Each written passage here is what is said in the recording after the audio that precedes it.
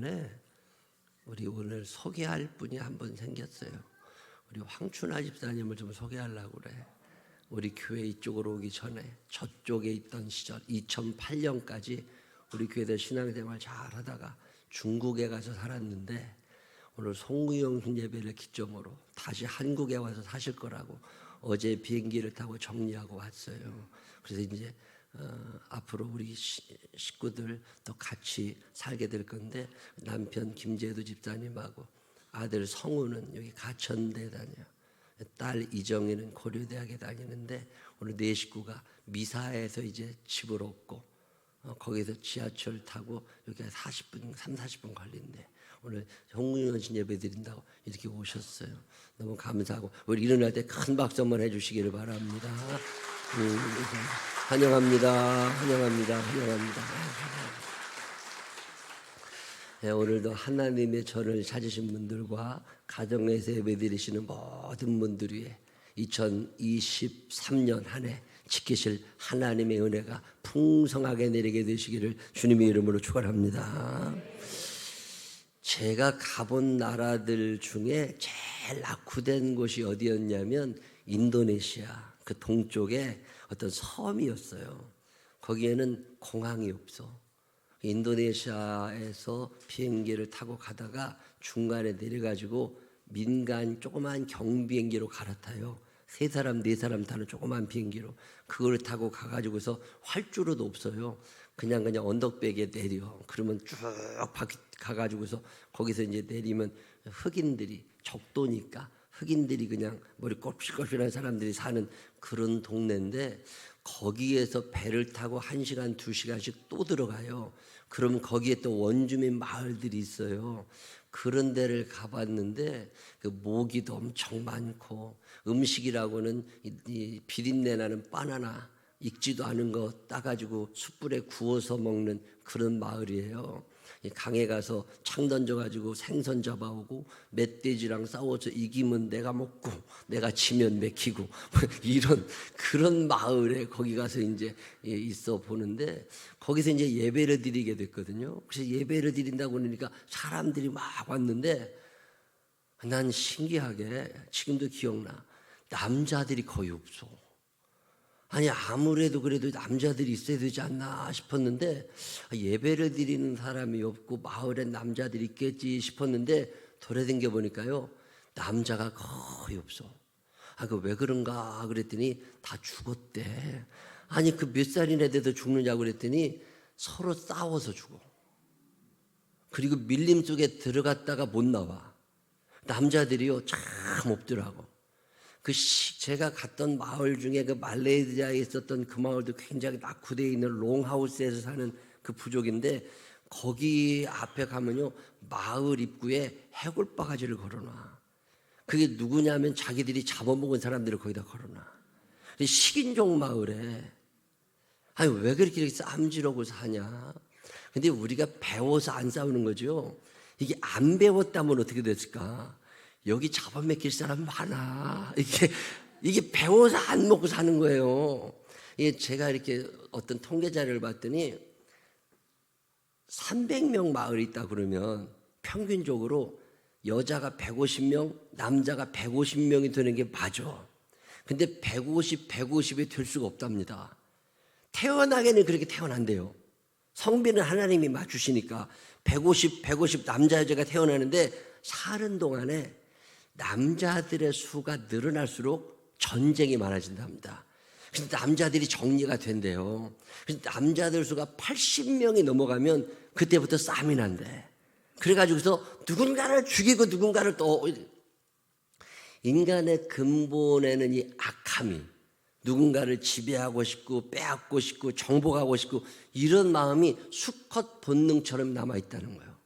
이게 교육에 의해서 다스려지지 않으면 이게 그대로 나타나는데 그 대표적인 예가 일부 다처제거든요. 지금 우리나라 같은 경우는 선진국들은 되게 일부 일처제지만 지금도 전 세계적으로 일부 다처제에 있는 국가들이 많아요. 자, 그럼 일부 다처제가 된다는 얘기는 뭐냐면 한 남자가 여러 여자를 데리고 사는 거냐? 안 그래요. 그 통계를 보니까 100명의 남자와 100명의 여자가 있다고 했을 때 100명의 남자 중에 20명 정도가 2명 내지 3명, 4명의 부인을 데리고 살아. 자, 그러면 1명의 부인을 데리고 사는 남자가 40명이야. 그러면 남자들 중에 40명은 어떤 일이 일어나느냐면 혼자 살아. 이해가 되세요? 자, 그러면 바보 같은 여자들이네. 그 혼자 사는 남자들이랑 살지 이럴 것 같지만 여러분 솔직히 생각해 봐요. 40명의 혼자 사는 남자들의 특징은 무능력하대. 돈을 못 벌어와. 짐승하고 싸워서 이기지를 못해. 근데 무능력한 남자들하고 사느니 나를 밥 먹여줄 남자들의 2번째 부인으로 가기를 원한대, 여자들이. 여러분 솔직히 생각해 보라니까. 거지 같은 사람하고 이렇게 무능력한 사람하고 살래? 아니면 부잣집의 2번째 부인, 3번째 부인, 4번째 부인으로 살래 부르면 여자들의 대부분은요, 능력 있는 집안의 3째, 4째 부인이 될지라도 무능력한 사람의 남편이 아내가 되고 싶지 않다는 거예요. 원시 부족 사회일수록 이 경향이 커진다는 거예요. 근데 지금 전 세계적으로 그런 부족은 점점 줄어들어가고 성비가 맞아. 그리고 싸움도 잘 안 하고 그냥 150명 있어도 얼추 살아가. 이게 기적이라는 거예요. 인간의 본성은 그렇게 되어지지 않답니다. 서로 싸우고 죽이고 이러고 살아가야 되는데 지금 인간이 이만큼이나 이 고급 문화를 가지고 살아가는 이게 어떻게 이런 일이 일어났냐 하고 역사를 쫙 거슬러 나가 봤더니 엄청난 사건이 하나 일어났었는데 그게 뭐냐면 기독교라는 종교래요. 이 예수님의 이야기가 유럽을 중심으로 쫙 퍼지기 시작하면서 예수님의 사랑, 하나님의 사랑, 이 천국에 대한 이야기, 내세에 대한 이야기, 죄 짓고 살면 지옥 간다, 이런 것들이 사람들의 머릿속에 심겨지기 시작하면서부터 스스로 악함을 다스리는 능력이 나타나기 시작했다는 거예요. 이건 성경학자들이 얘기하는 게 아니라 역사학자들이 기독교라고 하는 종교가 생긴 뒤로 인간 본성의 악함이 줄어들어가기 시작하고 천국에 대한 믿음이 생기면서부터 사람들이 착해지기를 시작했대요. 지금도 천국을 믿는 사람과 믿지 않는 사람은 엄청난 차이가 납니다. 내 안에 선한 양심이 살아있는 사람과 양심이 없는 사람, 교회를 다니지 않아도 기독교적 문화를 가지고 있던 사람들은 기본적으로 착해요. 예수님이 우리에게 주신 말씀 중에 요한복음 13장 34절 35절 새 계명을 너희에게 주노니 서로 사랑하라. 내가 너희를 사랑한 것 같이 너희도 서로 사랑하라. 너희가 서로 사랑하면 이로써 모든 사람이 너희가 내 제자인 줄 알리라. 사랑하며 살게 되시기를 바랍니다. 사랑하며 살고 싶으신 분들만 아멘 한번 해보세요. 그래서 주님이 내 안에 계시면, 성령이 내 안에 계시면 왠지 사랑하고 싶어. 그냥 착해지고 싶은 마음이 그냥 들어. 왠지 죄를 지으면 안 될 것 같아. 아니, 지난주에 어떤 분이 예배를 마치셨는데 저한테 편지 하나를 줘요. 근데 편지를 이렇게 뜯어봤더니 우리 교회에서 A라는 사람이 이렇게 감사의 예물을 드렸습니다. A라는 B라는 사람이 이런 데 좋은 데 쓰라고 이렇게 예물을 드렸습니다. 그런 얘기를 들을 때마다 당신도 하고 싶으셨대. 나도 저렇게 해보고 싶다. 근데 형편이 안 되니까 그렇게 못했는데 얼마 전에 회사에서 인센티브를 받으셨대. 그리고 났는데 이거 없어도 내가 사는데 이거 좋은 데 쓰고 싶다. 이런 마음이 들었대. 이걸 감동이라고 그러거든요. 성령의 감동이 일어난 거예요. 그랬더니 그날 나한테 편지만 주신 게 아니라 편지 안에 5만 원짜리 10개를 넣으신 거야. 목사님, 나는 모르지만 목사님은 이걸 어디다 좋은 데 쓸 걸 알고 계실 것 같으니까 이걸 좋은 데 써주세요. 그리고 편지를 써가지고서 저를 주셨어. 그래서 지난주에 저 충주에 갔다가 거기에 교인 그 목사님이 그 교회 부임하신 지 7년 되셨대. 7년 되셨는데 7년 전에는 교인이 7명이었대요. 근데 7년 동안 4명이 돌아가셨대. 그러더니 3명 남았어. 3명 남았는데 목사님하고 사모님하고 딸 둘이 있어가지고 교인이 이제 7명이 또 된 거예요. 그리고 나서 또 새신자들이 2명이 왔다고 그러면서 얼마나 좋아하든지 우리 그 교역자들이 거기 수련회 한다고 앉아있으니까 교회 생긴 이래로 이렇게 많이 예배드리 의자 5개밖에 안 되니까 꽉 차게. 근데 그 교회 그 목사님 딸이 올해 대학에 들어갔더라고. 그래가지고서 그 학비하라고 그거를 드리고 왔어요. 근데 이런 마음이 내 안에 일어난다는 것 자체가 사람의 본성 속에는 착하고 싶은 마음이 있는 거예요. 이 착하고 싶은 마음이 있었지만 악한 영들이 나를 지배하면서 악함이 드러나니까 서로 죽이고 무릇뜯고 살다가 예수님의 말씀이 우리를 지배하기 시작하면서부터 교회를 나오든 나오지 않든 유럽을 중심으로 기독교 문화가 퍼지기를 시작하면서 사람들의 양심이 깨끗해지기를 시작했다는 거예요. 제가 참 좋아하는 말씀 중에 호세아 3장 1절 말씀이 있어요. 그 호세아 3장 1절에 보면 어떻게 말씀하시냐면 여호와께서 내게 이르시되 이스라엘 자손이 다른 신을 섬기고 건포도 과자를 즐길지라도 우상 숭배하고 지 입만 배불릴지라도 여호와가 그들을 사랑하나니 그들의 행실이 바르지 않고 그냥 막 사는 것 같아도 그래도 하나님은 그들을 사랑하고 계시니 너는 또 가서 타인의 사랑을 받아 음녀가 된 그 여자를 사랑하라 하시기로. 하나님의 사랑이라는 건 조건이 없어. 그게 죄짓고 못된 짓 하고 바람나서 도망을 가고. 이게 호세아라는 선지자가 결혼했는데 바람둥이 여자랑 결혼을 한 거예요. 남편이 있고 애가 있는데 바람나서 나가버렸어. 그런 거 그냥. 근데 하나님이 뭐라고 말씀하시냐면 그 철없어서 집 나간 그 마누라 너 가서 돈 주고 다시 사갖고 와서 그 여자가 지고 있는 빚 다 갚고 데리고 와서 다시 사랑하며 살아가라. 이 얘기를 들은 호세아 선지자가 그리고 가서 그 여자를 다시 빚을 갚아주고 데려오는데 메시지 성경에는 이렇게 나와요. 또 하나님께서 내게 명령하셨다. 처음부터 다시 시작하여라. 내 아내를 다시 사랑하여라. 지금도 최근에 사귄 남자와 침실에 누워있는 내 아내 너를 속이는 내 아내를 말이다. 이 말씀을 쭉 읽는데 내가 그동안 살면서 하나님 말에 속여먹고 하나님 이용하고 하나님께 죄짓고 살았는데 그래도 하나님은 나를 또 사랑하시면서 지금도 나를 기다리고 건져주시려고 하시는구나. 하나님의 사랑을 내가 잊었더니 하나님이 나를 사랑하시고 다시 사랑하시네. 이제 하나님은 계속 반복적으로 나를 사랑하신다는 거잖아요. 이 하나님의 사랑이 여러분에게도 있게 되시기를 주님의 이름으로 축원합니다. 이렇게 사랑하며 살려고 하는 사람들에게 하나님께서 잠언 22장 4절에 보면 겸손과 여호와를 경외함에 보상은 재물과 영광과 생명이니라. 이 기독교적 사고를 가지고 하나님의 뜻을 따라서 사랑하려고 하던 사람들이 많았던 데가 소위 말하는 지구의 북반구, 유럽을 중심으로 카나다, 미국 이렇게 되는 거거든요. 그 사람들을 중심으로 문화가 발달이 되고 산업혁명이 일어나고 그러면서 부유층이 거기서 생겨나기 시작하잖아요. 생명이 길어지기 시작하죠. 하나님의 말씀이 쭉 이루어져 가는 것을 이렇게 바라다 보면서 이게 그래도 좀 착하게 살 필요가 있지 않나 그런 생각이 자꾸만 들어요.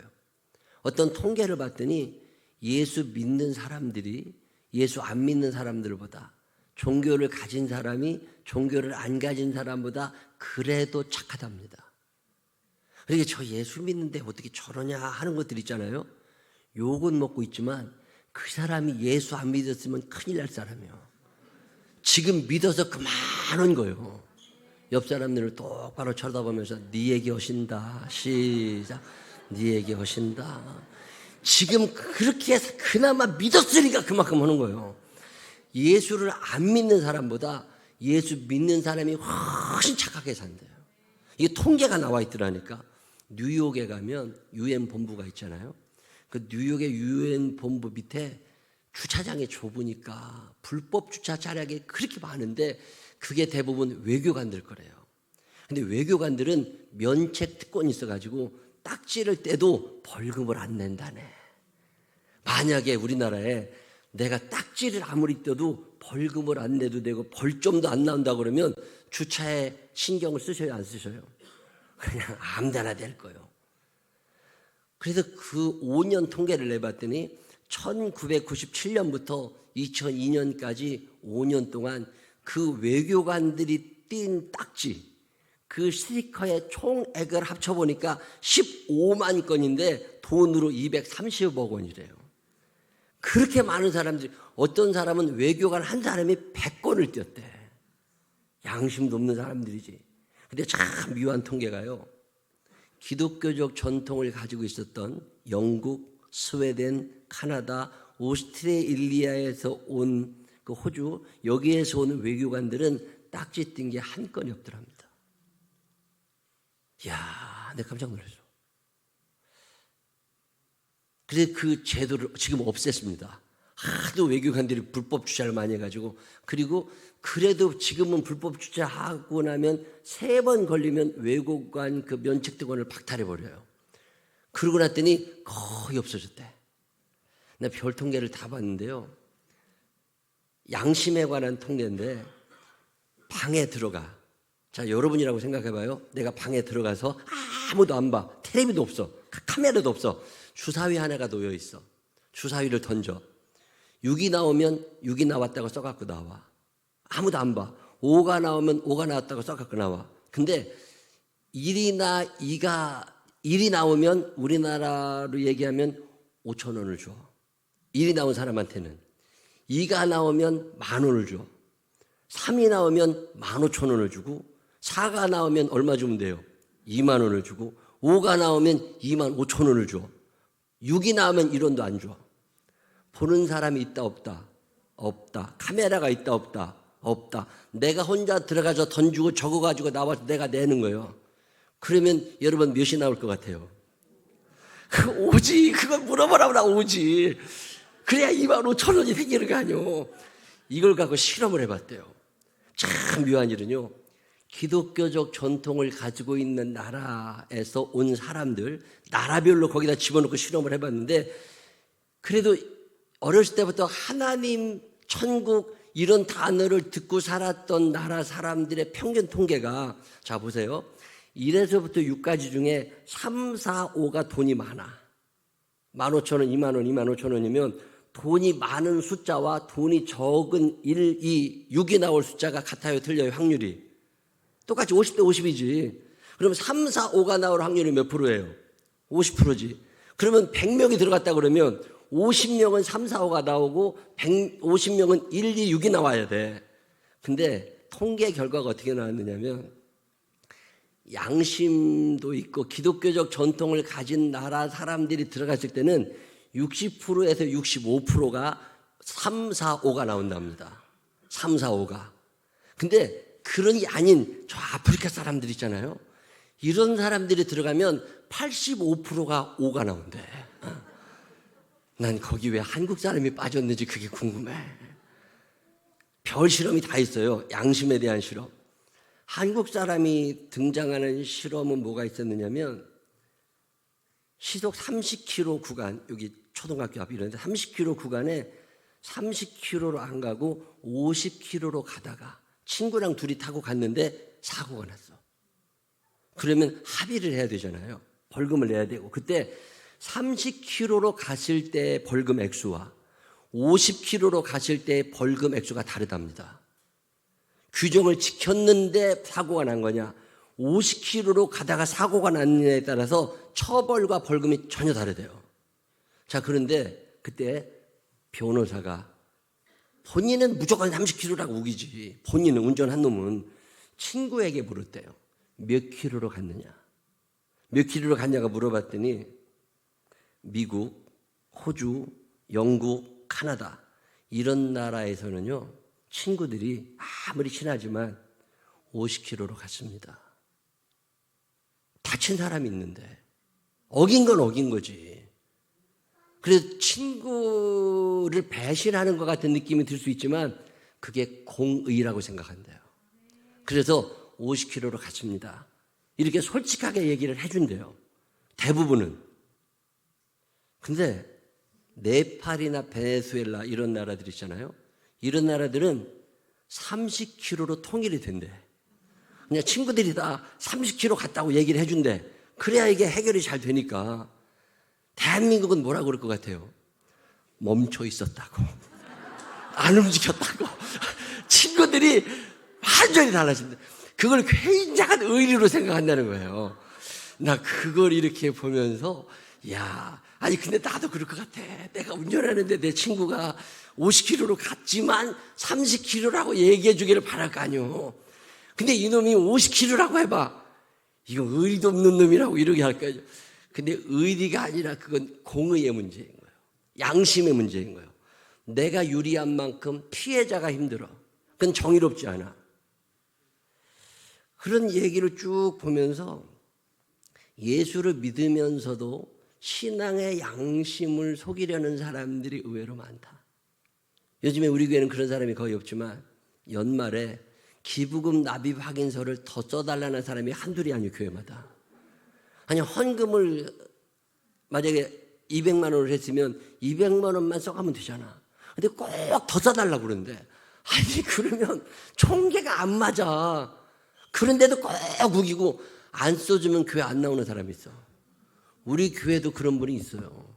저한테 오셔가지고 헌금을 잘 하시지도 않은 분인데 얼마를 써달라고 자기 수입이 있기 때문에 이만큼 써야 세금 혜택 받는다고 쫙 내가 써줬겠어요? 안 써줬겠어요? 나 안 써줘. 근데 교회 안 나와. 안 나오더라도 그건 안 돼. 왜? 그건 지옥으로 내가 인도하는 거예요. 아닌 건 아닌 거지. 여러분 2023년을 사시면서 정직하게 하나님이 보고 계시다는 믿음을 가지고 선한 양심을 가지고 살게 되시기를 주의 이름으로 축원합니다. 그렇게 선하게 살던 사람 중에 하나가 요나단이에요. 사울왕의 아들이었던 요나단. 요나단은 왕자입니다. 다음번 왕이 될 사람이에요. 근데 용맹하기도 했어요. 요나단이 처음으로 등장하는 건 사무엘상 13장의 믹마스 전투에서 600명의 군대를 거느리고 나갔던 사울왕이 기가 죽어서 나가지도 못할 때 요나단이 자기 부하 한 사람을 데리고 적진으로 뛰어들어갑니다. 그래가지고 혼자서 20명을 죽이고 그리고 막 그 블레셋 진영에서 어마어마한 장수가 나타난 줄 알고 기가 죽어가지고서 그때 하나님이 역사하시고 요나단을 통해서 승리가 일어나는 참 대단한 사람이었어요.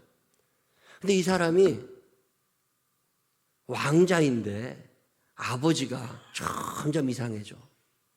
아버지가 점점 이상해지면 우리나라 조선 왕조나 요즘 보면 나이 든 아버지가 용기도 없어지고 판단도 제대로 못하고 전쟁에서 나가지도 못하고 그렇게 되면 어떻게 돼요? 아버지를 제끼고 지가 왕 되겠다는 놈들이 한둘이 아니에요. 근데 요나단은 그렇게가 안 돼. 이 판단이 흐려지는 아버지를 내가 어떻게 끝까지 잘 모실까? 이거 전투를 제대로 못하는 이 겁쟁이 아버지를 내가 어떻게 보살펴 드릴까? 참 착해요. 친구가 한 사람 생겼는데 그게 다윗이잖아요. 다윗이 너무 용맹해서 점점 승리를 얻어가고 백성의 인기를 얻으니까 아버지 사울은 다윗을 제거하려고 그러는데 요나단은 그렇지 않습니다. 그 요나단이 한 말이 오늘 여러분이 읽으신 성경이에요. 23장 17절 요나단이 그에게 이르되 두려워하지 마라. 우리 아버지가 너 죽이려고 그러는데 두려워하지 마라. 내 아버지 사울의 손이 내게 미치지 못할 거고 너는 이스라엘 왕이 되고 나는 왕이 못 될 걸 내가 안다. 아버지도 아신다. 그러면서 왕자가 자기의 자리를 노리는 다윗을 끝까지 지켜주고 그를 세워주고 왕이 되게 합니다.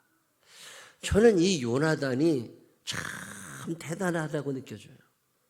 요즘에 재벌집 막내 아들 보니까 거기에 누가 대주주가 된다고 그러니까 죽이더만. 그게 세상의 원리예요. 약육강식의 세상이에요.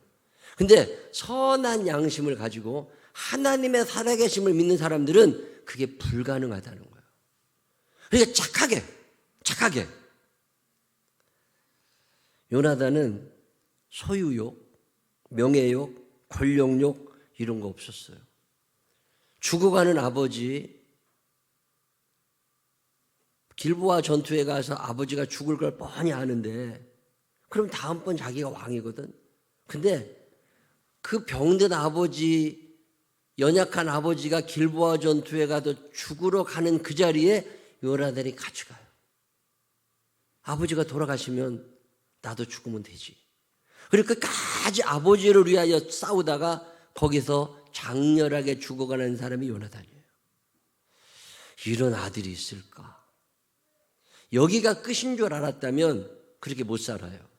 근데 하나님이 계시고 그분의 심판대가 있다는 걸 요나단이 알고 여기가 끝이 아니라는 걸 아니까 내가 여기서 이렇게 죽어 하나님 앞에 가는 것이 여기서 부정한 방법으로 양심을 속이며 왕이 되어 사는 것보다 나을 거다.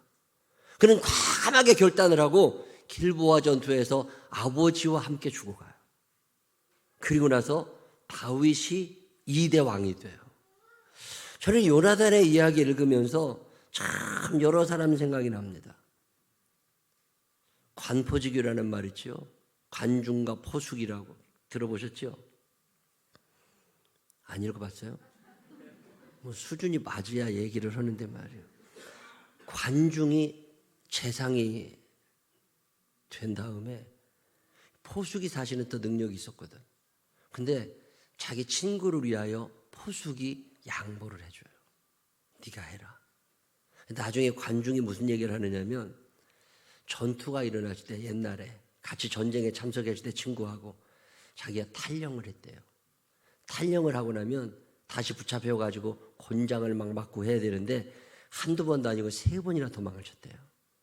그리고 사람들이 다 욕할 때 자기 친구 포숙은 욕을 하지 않고 내 친구는 병들어 늙어 돌아가시기 직전에는 어머니가 계셔서 매를 맞더라도 어머니를 돌보러 간 거니까 참 큰 효자라고 칭찬을 하고 다녔대. 둘이 동업을 같이 하다가 이익이 나서 나눌 때 관중이 조금 더 많이 가졌대요. 그러면 따져야 될 텐데 포숙은 생각하기를 그가 더 가난하니까 돈이 더 필요할 거다. 그리고도 얘기를 해줬대요. 저는 그런 얘기를 들어보면 사람 안에는 동서양을 막론하고 선한 양심이 있어요. 이게 지금 악한 영들의 공격 속에서 다 사라져가는데 이걸 끄집어낼 수 있는 힘이 어디서 나오는 거냐면 그게 성경에서 말씀하시는 예수 그리스도의 사랑 이야기라는 거예요. 이분이 내 안에 계시면 왠지 착해지고 싶고 왠지 바르게 가고 싶고 왠지 정의롭게 살아가고 싶고 이런 생각이 들더라는 거죠. 왜 이 세상이 이렇게 어지러워지고 망가져가느냐면 예수님의 말씀이 사람들의 마음에서 사라져가는 거예요. 하나님의 사랑이 하나님의 말씀이 사라져가니까 자꾸 악함이 드러나고 악한 영들의 지배를 받고 사는 거잖아요. 2023년 어떻게 살까? 마태복음 5장 16절은 이런 말씀하십니다. 이같이 너희 빛이 사람 앞에 비추게 하여 그들로 너의 착한 행실을 보고 하늘에 계신 너희 아버지께 영광을 돌리게 하라. 디모데전서 1장 19절에 믿음과 착한 양심을 가지라. 어떤 이들은 이 양심을 버렸고 그 믿음에 관하여는 파선하였느니라. 이런 말씀을 읽을 때마다 마음에 결심을 한 번쯤 합니다. 2023년 어떻게 살까? 착한 양심으로 살자. 예수님이 우리에게 부탁하신 것처럼. 근데 이 착한 양심이 안 나옵니다. 왜? 내 안에 예수님이 사라지신 거예요. 악한 영들이 나를 지배할 때 착해질 수가 없어요. 2023년에 예수님을 여러분의 중심에 모시고 살게 되시기를 바랍니다. 그분이 가르쳐 주시는 대로 성령이 감동을 주시는 대로 착한 양심을 가지고 이 땅에 사는 동안 참 착한 사람이라고 참 사랑이 많은 사람이라고 칭찬받을 수 있는 생명나무 교회 가족들이 되시기를 주님의 이름으로 축원합니다. 기도하십시다.